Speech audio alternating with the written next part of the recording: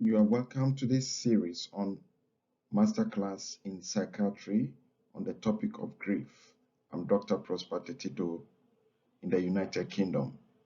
This topic of grief has been very important and even more so during the last couple of years due to the COVID pandemic. There have been a lot of deaths and families have lost their loved ones, people have lost financially, and even as I speak now, there's recession looming in various countries. So there's real need even for this subject even to be applied and looked at again. So in this series, I'll be covering the following: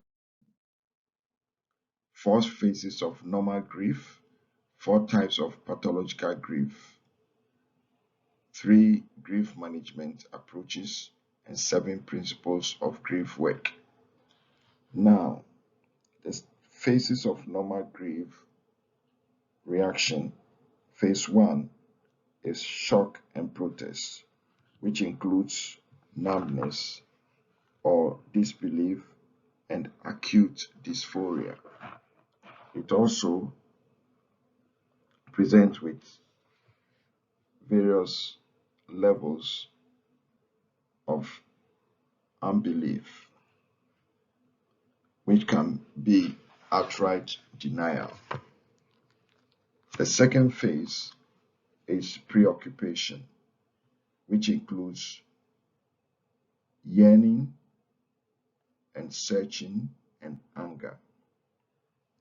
The third phase is disorganization, which includes despair and acceptance of loss.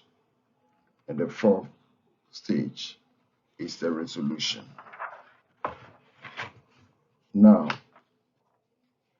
if grief does not go through the normal stage, it may end up in one of four types of pathological grief. And the first type of pathological grief is inhibited grief, which is the absence of expected grief symptoms at any stage. The second is delayed grief, which is avoidance of painful symptoms within 2 weeks of loss.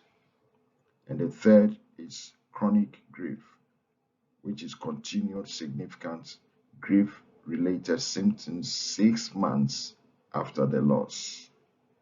The fourth type of pathological grief is what we call the abnormally intense grief, where there is a presence of intense depressive symptoms, suicidal thoughts, and psychotic symptoms.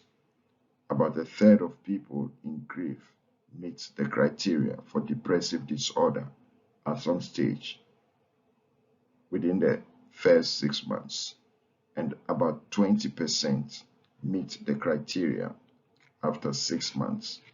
Suicide risk is high in the first year and stays high up to 5 years after losing the loved one.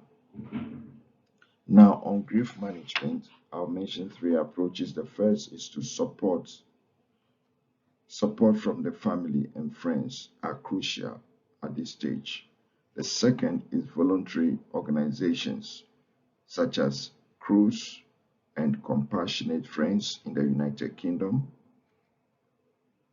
are able to offer support and provide opportunities to meet with other bereaved individuals.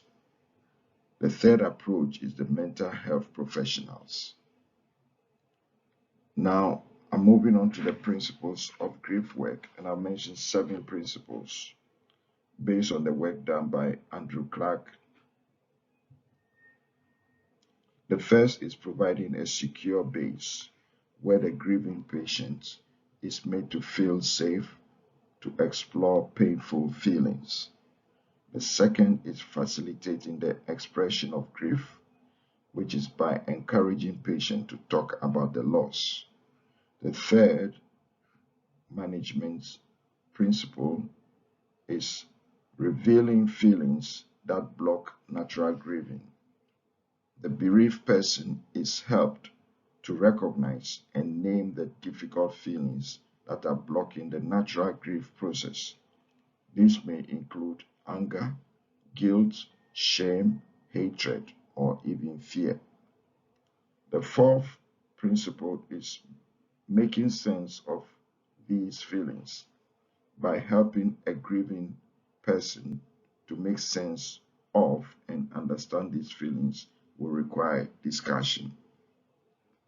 The fifth principle is addressing social isolation by encouraging contact with friends and family. And the sixth approach of principle is showing the universality of grief, that everyone experiences grief at some point. And the seventh, the last but not the least, is addressing spiritual beliefs. Grief can only be fully worked with if the professional has some understanding of the bereaved person's belief about the after death. Thank you very much for your time, and I wish you all the best in your career. Bye for now. Hope you subscribe so you receive future lecture notes of this masterclass.